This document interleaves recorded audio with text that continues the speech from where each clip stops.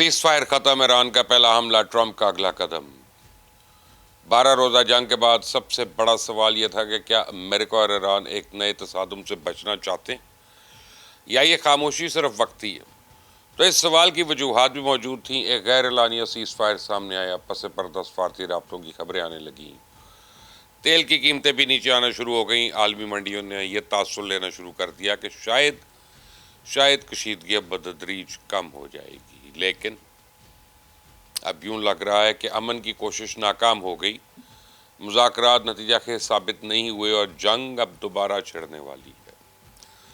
بہرحال breaking news یہ ہے کہ امریکہ اور ایران کے درمیان غیر اعلانیہ سیز فائر آج ختم ہو گیا، اور حیران کن طور پہ اس مرتبہ حملے میں پہل امریکہ نے بلکہ ایران نے کی ہے۔ پاسداران انقلاب نے کل رات اردن میں موجود امریکن فوجی اڈے اور سینٹ کام کے ایک فوجی مرکز کو بیلسٹک میزائل سے نشانہ بنایا، اور اس کے علاوہ سعودی عربیہ کے مشرقی صوبے میں واقع ایک آئل ریفائنری کو ڈرونز کے ذریعے نشانہ بنانے کی کوشش کی گئی، جس کے بعد امریکہ اور سعودی عربیہ کی فضائیہ نے عراق میں موجود ایران نواز ملیشیاز کے مراکز پہ مشترکہ فضائی حملے کیے۔ تو یمنی ہوتی بھی خاموش نہیں، وہ بھی دعویٰ کر رہے ہیں کہ انہوں نے ایک اور سعودی آئل ٹینکر کو نشانہ بنایا، اور اگر ان تمام واقعات کی ٹائمنگ اور ترتیب کو دیکھا جائے تو ایک بات تو واضح نظر آتی ہے کہ مڈل ایسٹ میں حالات اتنے پرامن نہیں ہیں جتنا دکھائی جانے کی کوشش ہو رہی ہے، بلکہ صورتحال پہلے سے بہت زیادہ گمبھیر ہے، اور مذاکرات کی بات تو ہو رہی ہے لیکن عسکری دباؤ بھی کم ہونے کا نام نہیں لے رہا۔ تو میں آپ کو بتاؤں کہ پریزیڈنٹ ٹرمپ نے کل وائٹ ہاؤس میں یوکرین کے صدر زیلنسکی اور اسرائیل کے وزیر اعظم نیتن یاہو سے اہم ملاقاتیں کی ہیں۔ زیلنسکی جو ہی وائٹ ہاؤس سے نکلے تھے اس کے فوراً بعد یوکرین کی وزارت خارجہ کا ایک بیان جاری ہوا، جس نے بحیرہ کیسپین میں ایرانی جہاز کو نشانہ بنانے پہ معذرت کی۔ ایرانی وزیر خارجہ نے فوراً ایک ٹویٹ کے ذریعے یوکرین کی معذرت قبول کر لیا، اور ساتھ یہ بھی کہہ دیا کہ یوکرین کا نقصان کا ازالہ کرنا ہوگا۔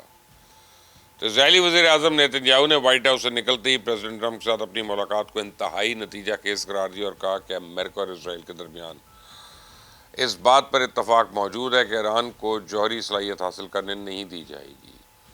اور نیتن یاہو سے ملاقات سے پہلے پریزیڈنٹ ٹرمپ نے فاکس نیوز سے جو ٹیلی فونک گفتگو کی اسے سن کر پہلے تو یوں لگا کہ آخرکار وہ اس نتیجے پہ پہنچ چکے ہیں کہ نیتن یاہو نے جنگ میں الجھائے رکھنا چاہتا ہے، لیکن اس کے ساتھ ہی انہوں نے دعویٰ بھی کر دیا کہ ابنائے ہرمز سے کنٹرول امریکہ کا ہے اور ایران کا نہیں۔ سنیں ذرا کیا کہتے ہیں۔ Only ships that we want to get through. Iran doesn't control the strait.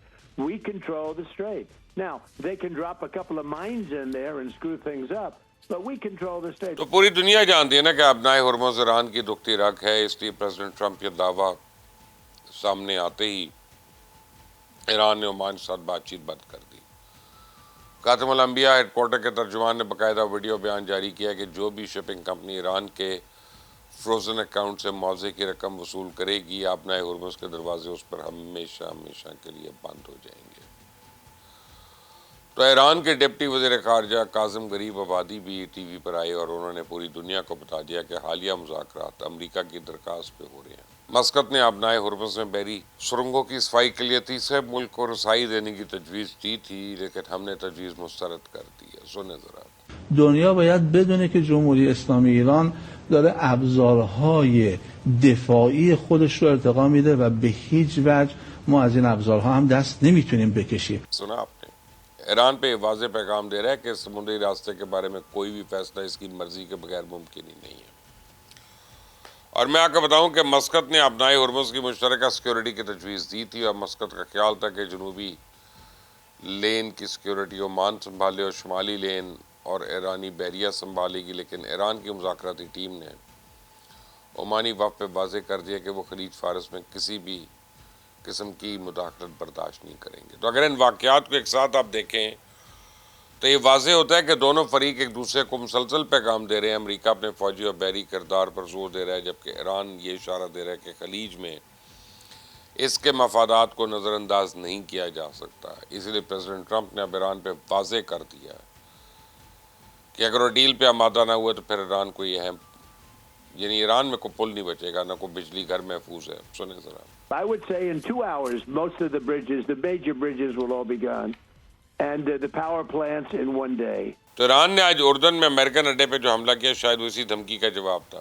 Iran نے بات ثابت کر دی کہ وہ پورے خطے میں جب اور جہاں چاہے کشیدگی کو کم بھی کر سکتا ہے اور اسے مزید ہوا بھی دے سکتا ہے. حوثیز کا سعودی آئل ٹینکر پر حملہ اور عراق سے سعودی آئل فیلڈز پر ڈرون اٹیک اسی سلسلے کی کڑی ہے. تو باب المندب اور ابنائے ہرمز میں کشیدگی ایک ہی جغرافیکل بحران کے مختلف رخ ہیں. اسی لیے عالمی طاقتیں بھی صرف ایک محاذ کو نہیں دیکھ رہی بلکہ پورے خطے کی صورتحال پر نظر رکھے ہوئے ہیں. مذاکرات اور دعاؤں کا یہ کھیل جلد ختم نہ ہوا تو عالمی توانائی کی منڈیاں، بین الاقوامی بحری تجارت اور خطے کے اتحادی ممالک سب اس صورتحال سے متاثر ہوں گے. تیل کی قیمت دوبارہ بڑھے گی، مہنگائی کا طوفان آئے گا. تو ابھی تک تو ایران اور امریکہ دونوں اپنے اپنے موقف پر ڈٹے ہوئے ہیں، کسی کو پیچھے ہٹنے کے آثار نہیں ہیں. اب وقت کم ہے اور خطرہ زیادہ. مذاکراتی وفود کو اب جلد از جلد کوئی قابل قبول راستہ تلاش کرنا ہوگا، ورنہ یہ کشیدگی جب بڑھے گی تو پھر رکنے کا نام نہیں لے گی. ایران نے آج اردن پہ حملہ کر کے اپنا جواب ریکارڈ کرایا. دیکھتے ہیں ٹرمپ ایڈمنسٹریشن اس حملے پہ کیا رد عمل دیتی ہے. دیکھتے رہیں مبشر لقمان چینل. اس کو سبسکرائب کریں، بیل آئیکن کو پریس کریں، کامنٹس اپنی رائے دیں، ویڈیو کو لائک کریں، شیئر کریں. Until the next time, اللہ حافظ.